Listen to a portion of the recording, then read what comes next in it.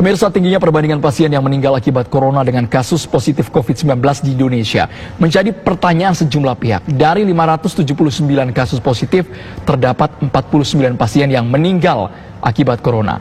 Langkah pemerintah yang membatasi pergerakan orang dinilai masih belum efektif. Lantas, apakah opsi lockdown bisa kembali dipikirkan setelah sejumlah tenaga medis menjadi korban meninggal akibat virus corona?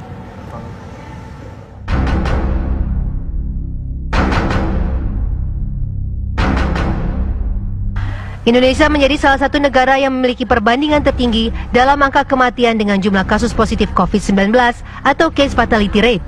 Dari 579 kasus pasien positif COVID-19 yang terdata pada hari ini, ada 49 orang yang meninggal dunia. Dibandingkan dengan beberapa negara lain di Asia Tenggara, penambahan kasus COVID-19 di Indonesia lebih cepat dengan angka kematian yang lebih tinggi. Singapura dan Malaysia yang menerapkan sistem lockdown ternyata efektif menekan pertambahan kasus pasien positif COVID-19 dan meminimalisasi angka kematiannya. Selain itu, penanganan di kedua negara dinilai lebih siap dibandingkan apa yang terjadi di tanah air. Pemerintah Indonesia dinilai sejumlah pihak abai dalam mengantisipasi pandemi corona di awal-awal. Sejumlah petugas medis seperti perawat dan dokter bahkan sudah ada yang menjadi korban hingga meninggal dunia.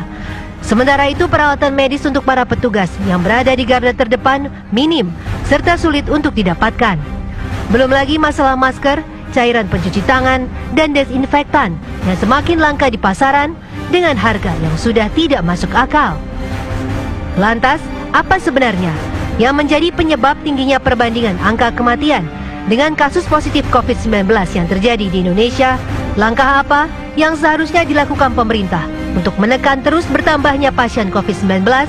Jika pembatasan sosial sudah tidak lagi efektif, apakah pemerintah bisa memikirkan ulang opsi lockdown? Tim TV One mengabarkan. Pemirsa, untuk membahas perbandingan angka kematian dengan kasus positif corona atau fatality rate COVID-19 di Indonesia, telah bergabung bersama kami Kepala Lembaga Biologi Molekular Eijkman, Profesor Amin Subandrio, dan juga Dr. Diki Budiman, langsung dari Australia, merupakan spesialis epidemiologi. Selamat sore waktu Indonesia, Bapak-Bapak, Prof. Amin dan juga Dr. Diki. Selamat malam. Selamat sore semuanya. Saya mau langsung ke Dr. Diki. Dr. Diki, apa yang menyebabkan angka kematian di Indonesia begitu tinggi? Dengan per 32 Maret 579 orang, ada sekitar 49 orang yang meninggal dunia akibat corona. Ya, sekali lagi untuk angka kematian ini ada banyak faktor dari yang mempengaruhi, dan banyak orang yang menganggap bahwa ini ketinggian atau masih memerlukan penelitian lebih lanjut. Jadi yang perlu difahami bahwa pada fase awal dari setiap pandemi atau epidemi, tentu angka kematian itu selalu tinggi.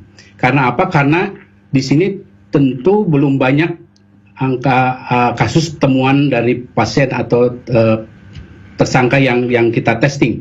Dan untuk case fatality rate sendiri, banyak faktor yang berpengaruh pada angka ini. Di antaranya, selain fase epidemi yang masih awal, adalah variasi dari jumlah kasus terdeteksi lewat tes ini akan berbeda antar negara.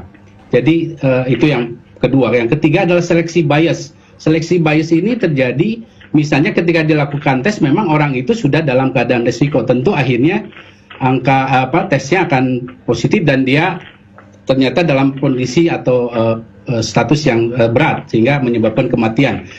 Selain itu ada perlambatan antara onset simptom dengan kematian. Ini yang timbulnya gejala, maksudnya dengan kematian. Ini yang juga berpengaruh. Kemudian ada koinfeksi juga, kualitas dari juga fasilitas kesehatan. Kemudian juga komorbiditas dari di data terakhir di Eropa ditemukan adanya hubungan keterkaitan dengan riwayat merokok. Dan terakhir, faktor lain adalah seperti halnya di Italia, CFR yang tinggi itu karena adanya AMR atau antimicrobial resistant, di mana Italia itu merupakan salah satu negara tertinggi di Eropa untuk angka antimicrobial resistant yang menyebabkan sepertiga kematian di Italia karena ini. Dokter Jadi Diki, ada banyak faktor sekali lagi. kalau kita amati sejak awal Maret ketika hanya 6 orang waktu itu, tapi dibandingkan negara di Asia, Malaysia ada 1.183 kasus dan angka kematian hanya 9 orang. Waktunya sama, bisa dikatakan seperti itu, namun angka kematiannya jauh sekali perbandingannya, Dokter Diki. Penyebabnya apa ini? Jadi untuk dalam satu epidemi atau pandemi, hal yang perlu difahami adalah pertama bahwa testing itu sangat menjadi ukuran atau tolak ukur yang sangat penting untuk satu epidemi, karena untuk memahami juga untuk memberikan pemahaman terhadap kondisi atau pola dari satu epidemi. Dan dengan adanya testing yang banyak inilah akhirnya akan menentukan lebih kedekatan atas kondisi realita yang terjadi kasusnya di dalam satu epidemi ini. Jadi sekali lagi kalau saya bisa sampaikan secara teori, untuk case fatality rate ini banyak faktor berpengaruh. Kedua, dan ini sangat sekali dipengaruhi oleh jumlah tes yang dilakukan oleh satu negara. Semakin sedikit, ya semakin besar juga nanti angka CFR-nya. Tapi ketika dia semakin banyak seperti kasus di testing yang dilakukan di Korea, itu akan semakin kita mendapat gambaran yang utuh. Karena dengan testing yang semakin banyak, Baik. estimasi kita ke dalam nilai atau angka sesungguhnya dalam satu populasi nilai status infeksinya akan lebih nyata, mendekati kenyataan dengan semakin banyaknya testing yang dilakukan. Kita ke Prof. Amin, apa yang menyebabkan tingkat kematian kasus corona di Indonesia mencapai 8,46%, Prof. Amin, analisa Anda? Baik, selamat malam. Jadi sebagian tadi sudah dijelaskan oleh Dr. Diki, tapi saya mencoba melihat dari sudut lain. Sejak awal memang pemerintah Indonesia mengambil kebijakan untuk hanya memeriksa PCR, konfirmasi adanya virus, ketika pasien sudah memenuhi kriteria definisi, yaitu ada gejala dan ada riwayat kontak. Sehingga sampai beberapa minggu di awal, jumlah kasus yang diperiksa sangat sedikit, dan kemudian dari situ kemudian kita lihat beberapa ada angka kematian. Otomatis tadi sudah dijelaskan kalau yang diperiksa sedikit, tentu angka CFR-nya atau case fatality rate-nya akan menjadi tinggi. Tetapi kalau kita lihat perkembangan ke sini memang cukup mengkhawatirkan, karena tadi sudah dibandingkan dengan Malaysia misalnya, walaupun Malaysia yang diperiksa sudah lebih banyak, lebih dari 1.000, dengan angka kematian hanya belum sampai 10, ya, maka kita lihat jumlah absolutnya saja Indonesia sudah mungkin 4 kali lipat, ya, lebih dari 4 kali lipat dari yang terjadi di Malaysia. Tentunya kita harus bertanya juga kenapa seperti ini. Salah satu hal yang bisa kita amati secara kasar di luar, banyak di antara yang meninggal itu datang di rumah sakit sudah dalam keadaan yang cukup berat. Jadi sejak awal belum cukup awareness di kalangan masyarakat bahwa gejala-gejala yang mencurigakan itu harus segera membawa mereka ke rumah sakit untuk diperiksa. Sehingga pada beberapa kasus mungkin ada keterlambatan dalam penanganannya. Jadi saat ini sudah ada himbauan, tidak perlu tunggu sampai gejalanya berat baru konsultasi atau mencari pertolongan di rumah sakit. Ya, sebaiknya segera diperiksa saja, karena kita tidak mengetahui di luar sana siapa saja yang sebetulnya sudah membawa virus untuk bisa menularkan ke orang-orang lain. Kemudian kita juga melihat ada fenomena yang cukup menyedihkan di Indonesia, yaitu cukup banyaknya tenaga medis, ya, tidak hanya awalnya hanya perawat, tapi sekarang beberapa dokter yang cukup senior sudah menjadi korban yang meninggal karena coronavirus ini.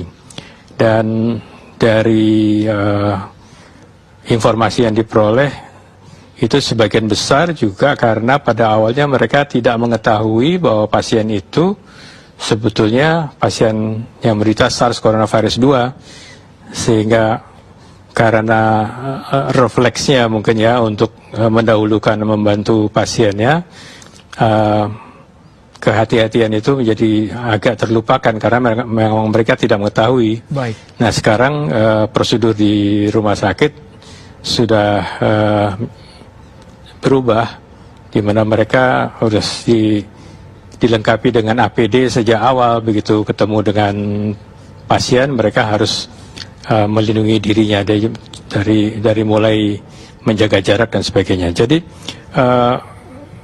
kesimpulan yang bisa kita tarik dari situasi seperti ini adalah kita memerlukan satu tindakan yang pertama bisa mendeteksi keberadaan orang-orang yang positif, ya, baik itu yang dalam keadaan sakit maupun yang dalam keadaan relatif sehat. Dan yang kedua, kita perlu melakukan tindakan agar mereka yang membawa virus tidak menularkan kepada orang lain, dan tentunya melindungi mereka yang masih sehat dari kemungkinan tertular dari virus-virus tadi. Itu yang mungkin menjadi pertimbangan adanya social atau physical distancing saat ini. Prof. Amin dan juga Dr. Diki, patut dijawab sesaat lagi usai jeda, apakah 125.000 kit untuk rapid test ini bisa menekan angka kematian di Indonesia? Tetaplah bersama kami di Kabar Petang, pemirsa. Saya langsung ke Dr. Diki. Dr. Diki melihat di Indonesia saat ini sudah ada jaga jarak sosial, kemudian karantina, isolasi diri. Apakah menurut dokter ini sudah efektif dijalankan? Terima kasih. Sebelum saya jawab, saya ingin menyinggung tadi merespon penyampaian dari Prof. Amin. Jadi saya ingin menyampaikan bahwa pertama tentu duka cita pada seluruh korban, termasuk khususnya sejawat-sejawat saya. Jadi perlu dipahami oleh semua pihak, terutama pemerintah, bahwa satu saja kematian dari tenaga kesehatan itu adalah warning yang sangat serius. Artinya ada dua hal yang harus disikapi dengan sangat serius oleh pemerintah dengan adanya kematian tenaga kesehatan ini. Pertama, bahwa tenaga kesehatan ini adalah ujung tombak dari penanganan COVID untuk terutama tanpa mereka, pasien-pasien dengan kasus kritis ini akan menjadi korban dan ujungnya akan menambah angka kematian dari Indonesia atau case fatality rate. Kedua, tanpa adanya terjaminnya tenaga kesehatan terhadap pelindungan atau proteksi diri, tentu potensi mereka terinfeksi akan tinggi dan ini akan memperbesar risiko mereka terinfeksi dan ujung-ujungnya khawatirnya kita bisa menambah risiko kematian di tenaga kesehatan. Ujungnya lagi, siapa yang akan melayani nanti di fasilitas kesehatan, dan ini berbahaya sekali. Jadi harus sangat direspon oleh pemerintah, terutama mereview kembali ketersediaan proteksi, kemudian review protokol dan segala hal yang terkait dengan jaminan atau pelindungan pada tenaga kesehatan. Satu hal lagi yang ingin saya sampaikan bahwa kita dalam kondisi pandemi. Pandemi ini situasi yang tidak normal. Setiap tenaga kesehatan, setiap masyarakat, dan termasuk pemerintah harus merespon dalam situasi yang tidak normal. Harus sangat serius merespon ini. Karena bila kita melakukan respon yang sama dengan dalam kondisi normal atau bukan pandemi, berbahaya sekali. Angka-angka akan berjatuhan, terutama terutama saya sangat merisaukan tentang angka-angka kematian. Kemudian apa yang sudah kita lakukan, terutama pemerintah, saya melihat sebetulnya upayanya sudah terlihat sangat serius, namun sangat perlu kita tingkatkan. Dan satu hal yang perlu difahami bahwa ini tidak bisa kita biarkan saja diserahkan pada pemerintah. Artinya semua komponen bangsa ini harus membantu dalam proses ini. Baik. Dr. Diki, kalau sekarang belum ada penelitian yang menunjukkan bahwa kita tidak punya sama sekali kekebalan terhadap virus ini kan belum terbukti kalau untuk di Indonesia. Apakah upaya uji tes yang dianggap uji tes rapid test ini bisa dengan cepat dilakukan di Indonesia agar mendeteksi dini para pasien yang menderita corona ini? Jadi untuk memahami dan mendiagnosa pola atau kurva epidemiologi satu pandemi atau epidemi, memang testing ini sangat penting dan sangat utama. Apapun jenisnya, yang saat ini tentu yang direkomendasikan oleh WHO adalah PCR.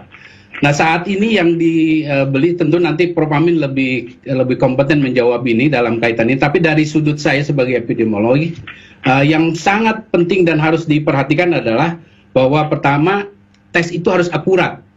Artinya akurat, ya kita bisa merujuk ke WHO ataupun misalnya di CDC atau di Amerika. Kedua, bahwa kita bisa merujuk pada misalnya di keakuratan ini di Korea. Korea itu tes rapid testnya di 98% akurasinya. Dan untuk kita sebagai penyusun strategi sebagai epidemiolog, ini akan membantu memastikan bahwa tes ini sangat akurat. Kedua, bahwa tepat dilakukan tesnya secara tepat. Artinya early detection ketika kita sudah menemukan tersangka. Tepat di sini juga tepat orang, jangan Dr. sampai ya. Dr. Diki mengatakan akurat. Kita ingin tahu tingkat akurasinya itu diukur dari apa, Dok, sebenarnya?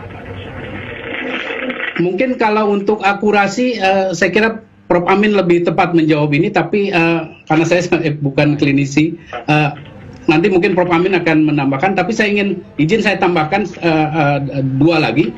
Jadi testing ini tidak cuma berhenti di testing, kemudian early detection, dan tepat orang. Jadi jangan sampai saya dengar ada beberapa pihak yang merasa memiliki privilege untuk mendapatkan atau melakukan tes ini. Ini sangat tidak saya sangat tidak setuju tentang ini, karena kita dalam kondisi tidak normal. Jadi pemerintah harus melakukan regulasi yang sangat tegas bahwa siapa yang berhak dan yang tepat untuk dilakukan tes ini harus jelas. Jangan sampai ada privilege. Terakhir, dengan adanya tes ini, jangan lupa bahwa ketika menemukan kasus yang positif, yang sifatnya mild misalnya, kita lakukan self isolasi, ataupun yang sifatnya berat tentu bisa kita terapi. Jadi ada 3 rangkaian yang harus bersatu. Baik, kita ke Prof. Amin. Prof. Amin, bagaimana Anda melihat tingkat akurasi dari rapid test atau uji cepat ini? Baik, tentang rapid test ini, pertama kita mesti klarifikasi bahwa yang kita bicarakan adalah rapid test serologi. Artinya yang dicari bukan partikel virusnya, tetapi yang dicari adalah antibodi yang dibentuk oleh tubuh manusia ketika terinfeksi oleh virus corona ini. Dan harus kita ketahui bahwa zat anti atau antibodi itu baru terbentuk ketika seseorang yang terserang oleh virus ini muncul gejalanya. Ketika dia sedang dalam masa inkubasi dan belum ada gejalanya, maka praktis antibodi itu belum bisa terdeteksi. Bahkan antibodi itu baru mulai terbentuk sekitar 1-2 hari setelah onset, artinya setelah gejalanya muncul. Nah, bagaimana tes ini bisa dimanfaatkan? Nah, ini yang penting adalah ketika akan dipakai untuk mencari kasus-kasus yang di luar sana, kita ketahui bahwa beberapa atau sebagian besar orang sebetulnya yang terpapar oleh virus corona ini tidak sakit atau tidak menunjukkan gejala apapun. Tapi ada sebagian yang menunjukkan gejala tapi ringan. Nah, seringan apapun gejala itu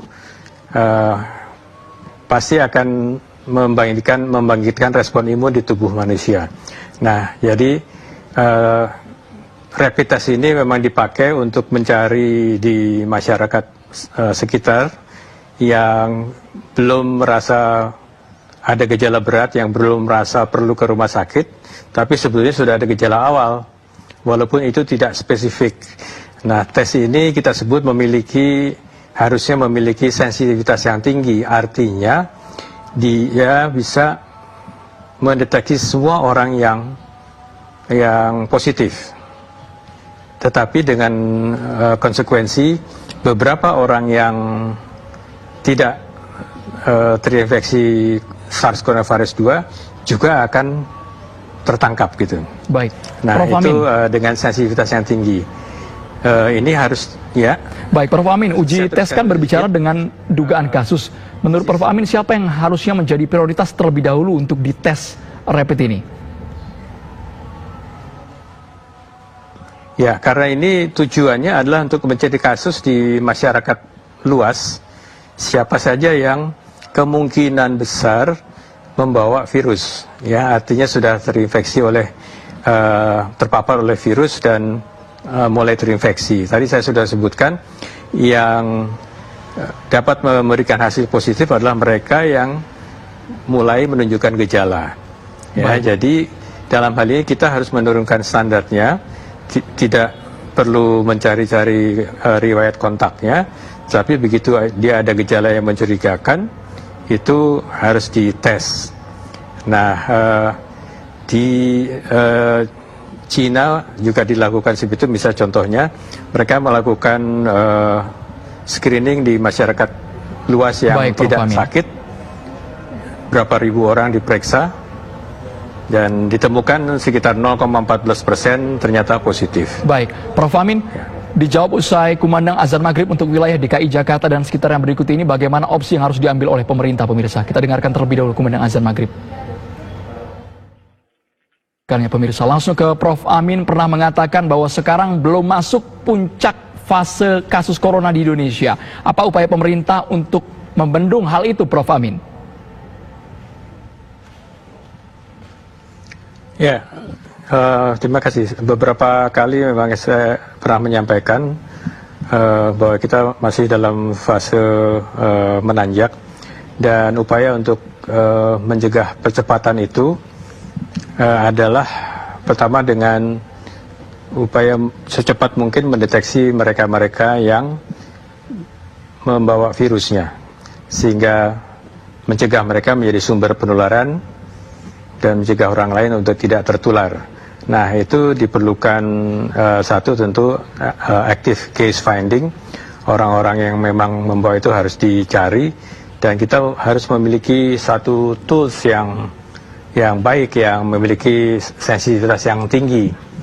Nah, penggunaan rapid test ini memang bisa bermanfaat kalau kita menerapkannya dengan baik dan dengan strategi yang cukup baik, karena kita tahu ketersediaan rapid test ini disebutkan memang cukup banyak, puluhan ribu, tetapi mungkin kita akan membutuhkan jumlah yang lebih besar, karena contohnya misalnya untuk DKI Jakarta misalnya, maka yang harus kita lakukan adalah dengan mengetahui orang yang sudah confirm positif, maka kita harus pastikan di sekelilingnya itu apakah ada yang positif.